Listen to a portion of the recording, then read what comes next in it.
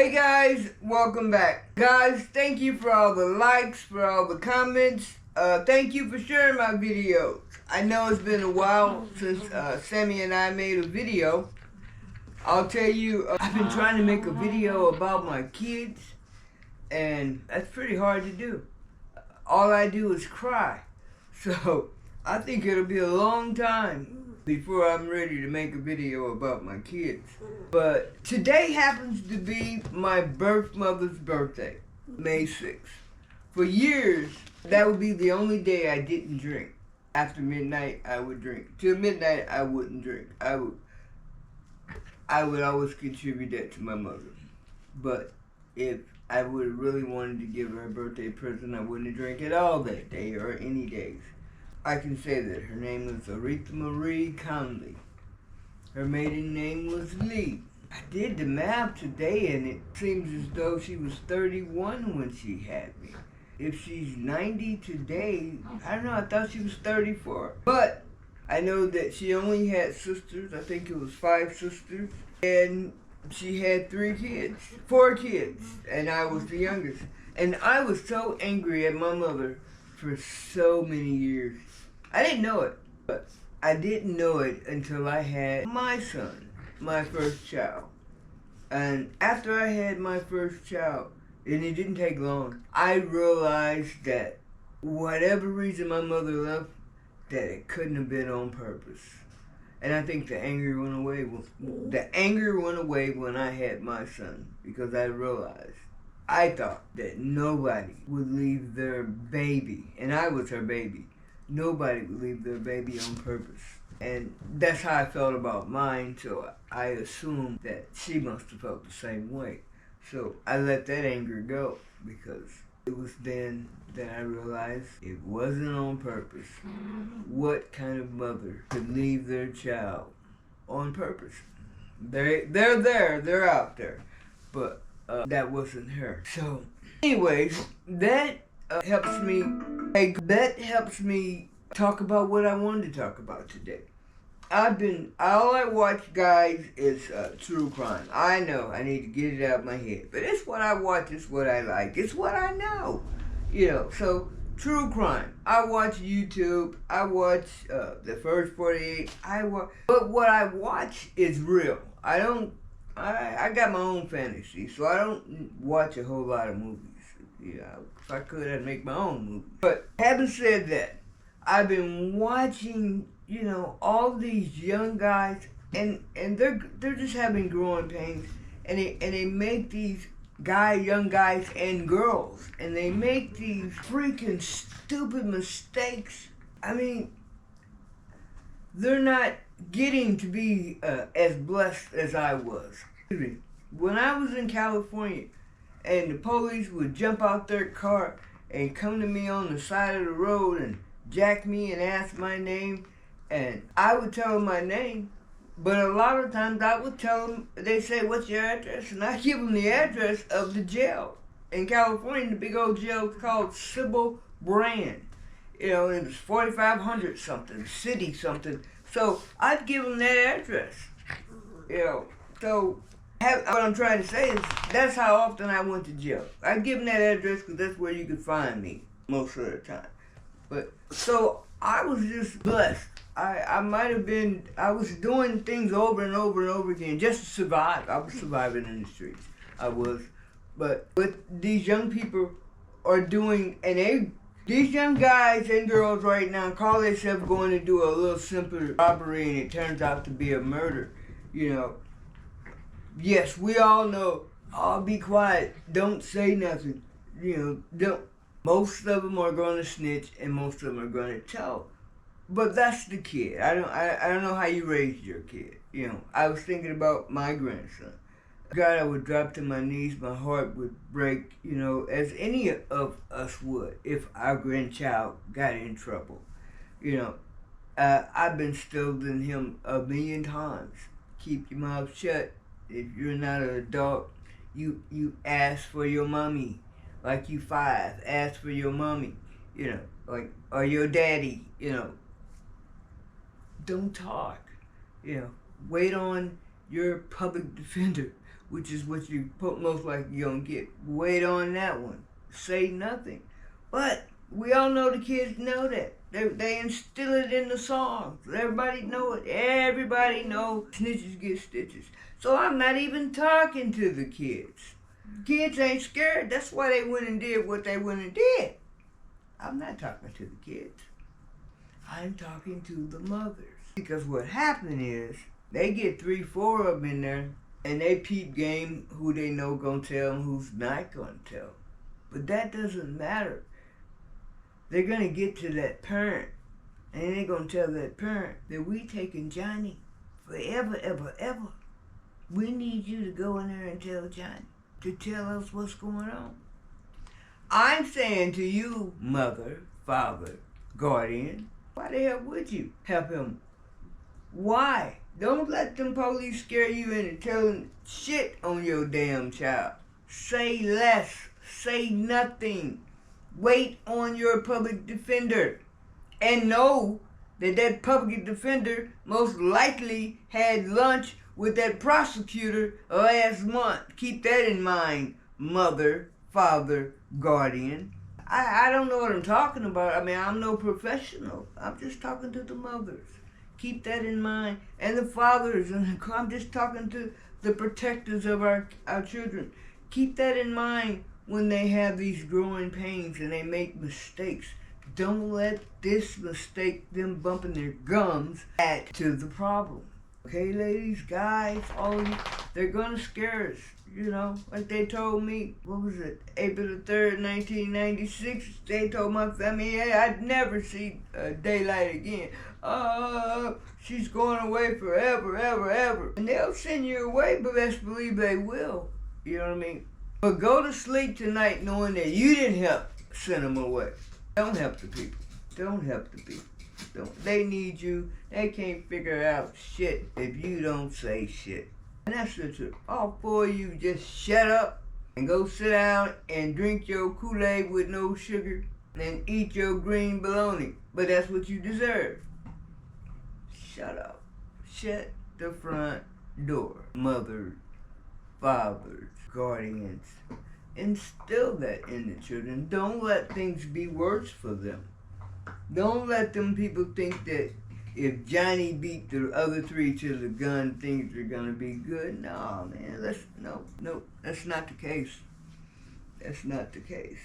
And for those of us that have been in trouble, like me, you know, some of us forget that prison, jail, all of it, it's a business, just like with the doctors. Just like with cancer and diabetes, it's all a business. Every last one of them waking up to make bank off of your po ass every day. It's a business. It is designed for you to come back. That's right. All those third and referred, whatever they are designed for you to fail. You gotta want to win, and it's okay. We all make mistakes. I call them growing pains. And you don't get too old to have growing pains. We all make mistakes. But don't add to it. Just be wise. Just be wise. Shut up. If you didn't go to school to protect yourself, shut up. You know what I'm saying? Just shut up. You ain't gonna get no better deal than the next man. Just shut up, please. That's all I'm saying. Shut the front door. That's what I was gonna name this video. Shut the front door. Yeah, that's it. And once again, I've sat in front of you guys with all this work to do, and I've done nothing. I am today going to, you guys, I'm going to trim this long ivy. I got it down here on this coffee table. I don't know when I'm gonna see. Oh, tomorrow. When the lady comes over to help me, the nurse or nurse aide, maybe she'll help me lift this plant back over there. Otherwise, it's gonna be stuck. I've got it down, but I know I can't lift it to put it back up there. And I can't take a chance on dropping her. That would break my heart. But like guys, I don't know what to do with all this stem, so I'm gonna cut it off. I'm cut it out. She is officially going to the barbershop. I'm about to probably regret what I'm doing. But we'll see. On it, I don't know. I don't know what I'm supposed to do with it. Look at all this. There's no stem on it. So let me take this time, while I do this, let me take this time and tell you a story. So hey guys, I want to tell you guys a short story. It's a true story. I hope you guys can relate. Actually, maybe you won't be able to at all because, well, I'll just tell you the story and try to get you guys to understand it. In California, I was a junkie. I was an intravenous user, whatever. I shot up crystal meth. And there was only 4 or 5 of us black people who did it at all in the community that I was in. And they called me Girl Dawn or Black Dawn because there was another guy there and his name was Don. And don't ask me why, but that's what. And he was called Boy Don, and Quarter Don. So, but anyways, most of them knew me as Girl Dawn. So, and I had a connection at that time, and my connect was a white girl named Pony, and a boyfriend was named Doug, and they rode around on motorcycles, and they had guns. And when I think about it now, it kind of looked like cowboy guns. But Pony and Doug were on their motorcycles, and they were pretty big meth dealers. And I had an apartment. Now, I only had an apartment because my girlfriend left me. My girlfriend was going to school to be a doctor. She's a doctor now. Won't mention her name. I won't even go on her page. It would probably upset her just to see my name. So, but at any rate, my girlfriend, so it was my apartment. It was her apartment, but I was staying there. I ran the lady out of her apartment. So, I'm selling drugs out of this apartment. One particular night, I knew I was waiting on Pony and Doug, and they were coming over. We didn't have phones back then. The closest phone was going to be at the corner of the street, right by the bus stop. There's a payphone right there. That's where I always went to call Pony and Doug. Well, so I had talked to them, and I knew I was waiting on them to come. I also was waiting on them to come because, as I said, I was a junkie. I was a junkie that couldn't hit myself. People would always come, and I would give them a big old shot if they would hit me, and sometimes it would take hours. We'd be in there just poking for hours. I think that was my tweak. I wanted people to just poke me. I don't know, crazy thing. I have a port today because I have no veins, because what veins I did have, yeah, I destroyed them. I fried them. They're gristles now. So, on this night that I was waiting on Pony and Doug to come to the apartment, I was under the impression that Pony was going to cop something and we were going to be like bagging up drugs. I thought that's what we were going to be doing that night. And so I'm sitting here and I've been up 7, 8, 9 days, guys. I can't hold up my head. I'm just falling asleep. And on this particular time, because Doug always hits me, and on this particular time, Pony was being an ass, and she's telling Doug that if I couldn't hit myself, then I wasn't getting high that night. Hell, I done dropped the needle so many times, I couldn't make it happen. But I do remember taking my keychain, taking the key off, and never done this before, and handing Pony the key to my apartment and telling her that she was welcome to use it that night. Now, I had no idea that I was going to be, comatose and not know shit what was going on around me. But mind you, I had been up 7, 8, 9 days. Okay, so this is all I know. I give Pony the key, I'm out of there. So I expect her to be in there. I'm sure they're going to be bagging up dope while I'm asleep. That's what I'm expecting. I wake up sometime in the middle of the night. Now, when I wake up, I see that syringe, the big old syringe, and it was so thick, guys, that if you turn it upside down, like some good old syrup, it ain't like that Griffin's, it's some, like Cairo, So if you turn it upside down, it was a slowly to go down. So that's how thick it was. It was not watery at all. But I knew I couldn't hit it, so I just woke up. I'm laying on the couch, and I woke up, and I seen that hit. That big syringe, it wasn't a big syringe, but I seen that big hit in that syringe, and I picked it up, and I threw it across the room. Across the room was an end table with a lamp on it. And I remember, I nailed it. That's how I was living, okay? I threw the syringe over there. There was a brown bag. I was really trying to get it in the brown bag, but I didn't. I nailed the light. Alright, so that's what I know about that. I also know that I had a gram in my sock. So, always, to keep meth against your skin ruins it. You lose potency, alright? So, I wake up, I realize, remember I got it in my leg here. I take it out, and right in front of me is a chair. You know the old raggedy chair with the brown, raggedy stuff coming out of it, hanging out of it. And then back in the old days, you know, that brown, horrible looking stuff. That chair, I had one of those. I took the gram out of my sock. The chair was right in front of, so Pony and Doug, somebody had to be using it while I was sleeping. Actually, they were sitting there before I went. Remember, while we were in the living room, somebody was sitting in the chair. So, at any rate, I take that gram and I stick it in that chair there. That's all I know. I'm back off to sleep. Next thing I know, boom, boom, boom, boom, boom, boom. What? You know, it's 8, 9 o'clock and the sun is shining, you know. I hear politely someone's knocking, you know. I wake up. Really no one comes knocking on my door unless it's nighttime. So I wake up and I hear them outside. I hear some guys outside and they're saying, "What's her name? Is it Dawn? Is Dawn? Okay, it's Dawn." Yeah, I hear them having this discussion. What's my name? So they knock one more time. I walk up there to them. Now I just got my t-shirt and my boxers on. I walk up and I look out the window and it's the police.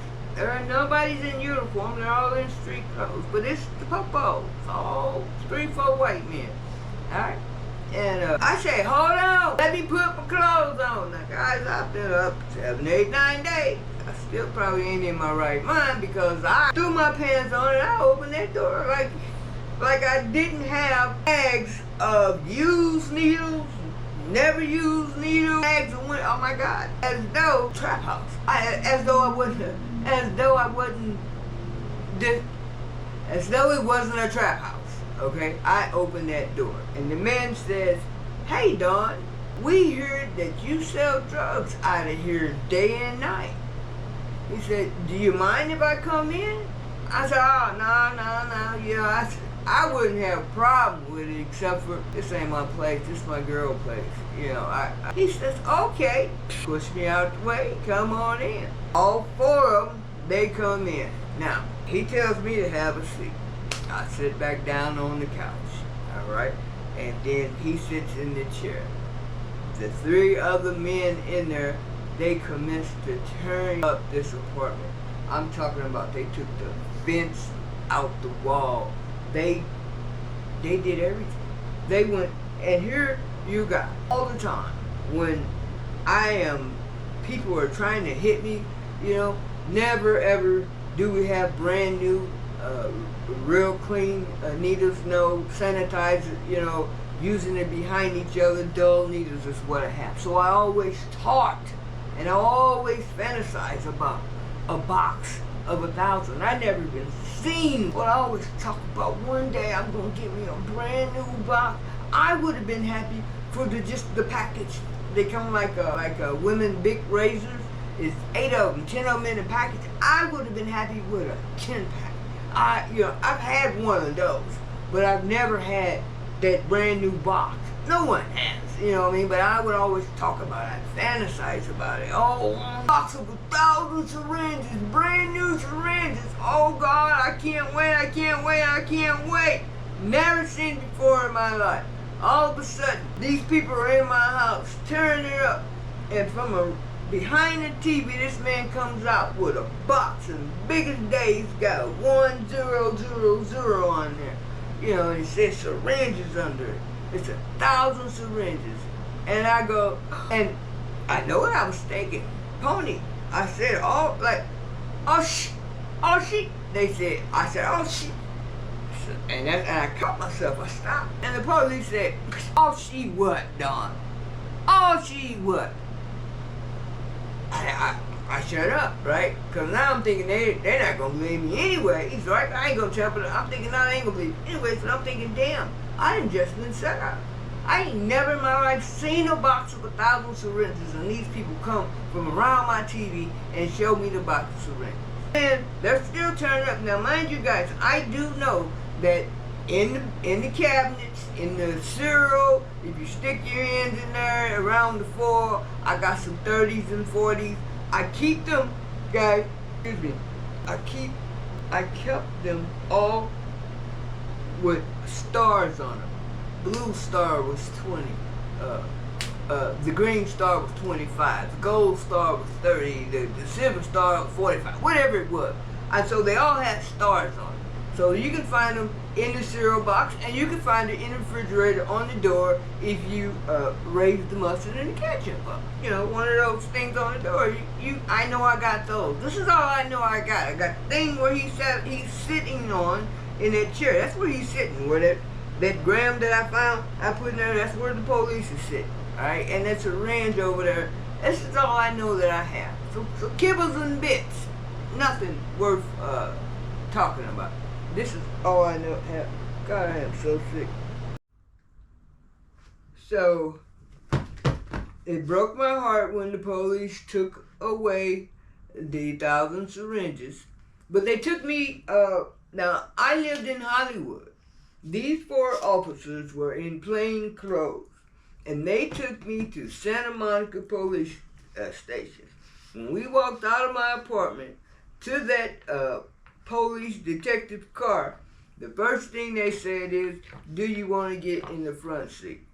Hell no, I ain't getting in no front seat. Not. Alright? So then we go down Sunset Boulevard.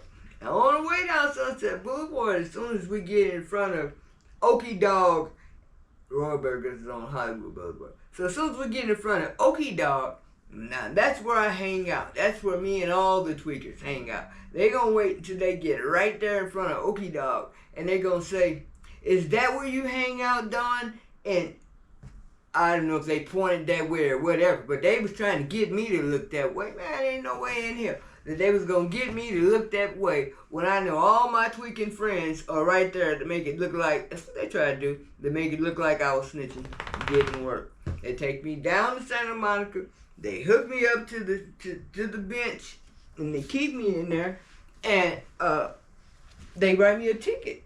Now, you guys, they write me a ticket like I told you, for less than a gram, an ounce, and you know, syringes and needles. But guys, they let me go. They made me walk home, okay? So when I finally get back up to the end of the street, I call Pony and Doug.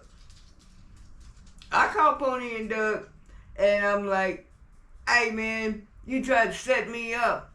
And she's like, no, you trying to set me up. Now, I still don't know what she's talking about. But I'm like, you need to get here now. I'm going to keep it 100 with y'all. I need a hit. Alright? I need them people to get here because I need a hit and I need it now. So, it really takes her a couple hours of getting mad. I don't understand. Why is it taking so long? I mean, and why was Pony was tight? You know what I'm saying? She was making good money through me. You know, I didn't understand what was going on. But when she got there, guys, first thing she said was, before she came to the door, she said, I swear to God, if somebody in here, I'm going to shoot you first. I don't know what I said. I threatened her back. You know, I ain't had no gun or nothing, but I wasn't scared either. You know what I'm saying? I threatened her back. She came in. Now listen to me. You guys, I told you they took the vents out the wall. They tore the couch was made into a bed thingy. You know how you pull it out and it's a bed. They tore that damn thing up. They did everything except for move the kitchen table. If they would have moved the kitchen table, there's a ironing board, old-fashioned. This is in the early 80s. So you move the kitchen table, and then you open the thingy right there, and then you get to pull down the ironing board. It's only a half of an ironing board, but that's where you get to iron. You get to pull down the ironing board. All right, Pony Doug, move the table, pull down the iron, pull down the ironing board as big as day. Big old red box says first aid on it. Just big. How them popos did not move that table and pull that out, don't know. Didn't happen. That lady opened that thing up, guys, and I promise you, the whole thing was just full of crystal meth. It was just full of crystal meth. And I began to beat Pony like I ain't never beat nobody in my life. I promise you, I beat her. And Doug just watched. I don't know if he was, I don't know what part of the game that was. But he watched. I promise y'all, I beat that lady all around my apartment. I sure did. Took half her dough, but I beat her. My life flashed in front of me. You know what I'm saying? Now, she shouldn't have did that. I did give her permission to use my apartment. But what had happened that night, guys, that what I didn't know is that I thought we were going to be bagging up drugs. That's not what Pony and Doug did. Alright, they went and got everybody they could find that owed them money, dragged them up to my apartment, and dogged them in some kind of way. I honestly don't know. I sleep, don't know. But I do know that one of the people that they got and brought up there was Tom. Tom, I consider Tom as my best friend. Tom and Scott. Tom, Scott, and girl Dawn. Everybody knew it was us three. I considered Tom my best friend. So they jacked Tom up, because Tom owed him quite a bit, and he kept getting more and more and more on the strength of me, probably most likely when I wasn't around. But Tom, I owed him a bit much. And they weren't the Godfathers or whoever they were. I don't know what they had going on, but they must have jacked Tom a little bit too much because he told the popos. And that's why they were there. Now, I don't understand how they missed, you guys, that was over an ounce in that first day big old red thing. God is my witness. I don't have to tell a lie on this channel. And I don't understand how they missed it. You know what I'm saying? But I would still be in jail if they'd have found that. My life flashed before my eyes when I seen that. Today I get mad when I think about it. I'd beat her again. Damn it. For real, I'm mad just thinking about it. How unfair. How unfair that would have been to me. I don't know. Maybe it'd been what I deserve. I think it would have been unfair. But, yeah. And I know another thing I think about this. You know, when I said, had I said more, had I said she, had I said Pony, then they would have really started looking in. Then they would have found that red case. You know what I'm saying? Yep. Because they wouldn't believe me. They'd have had more time in their turn. However it would have worked out. You know. So bottom line is keep your mouth shut. Just keep your mouth shut. Let them do their damn work. You know what I'm saying? Don't help them. Because I promise you, they missed that. That was on them. They cut their wrists. They knew. That was sitting right there, guys. They turning out vents, but you don't move the table with it's a door right here. You don't move this door? I don't know. Anyways, keep my mom in prayer. Keep me in prayer. You guys, thank you for for listening. I hope you enjoyed it. I hope it made sense. And keep God. Keep God in your life, parents, us guardians. Keep God in your life so that you can go to Him and get directions on whether you should bump your gums or not. You know what I'm saying? Let God lead you. Don't. I do believe that I'm telling you correctly when I say don't. Don't do their work for them. Shit they ain't gonna get. Don't do their work for them. Don't help them seal the deal on your child. Don't say nothing. If you be quiet. Yeah. Don't say you wasn't there. Don't say you was there. Don't do it. Neither one. Let them people speak for you. That's it. You guys. Take care of yourself. Take care of each other. Bye-bye. Where you at, Sammy? Come here. Come here. Come here. Come say bye. Say bye-bye. Say bye-bye. Say bye-bye. Oh. Bye-bye, guys. Take care. What are you going to do, huh? What are you going to do?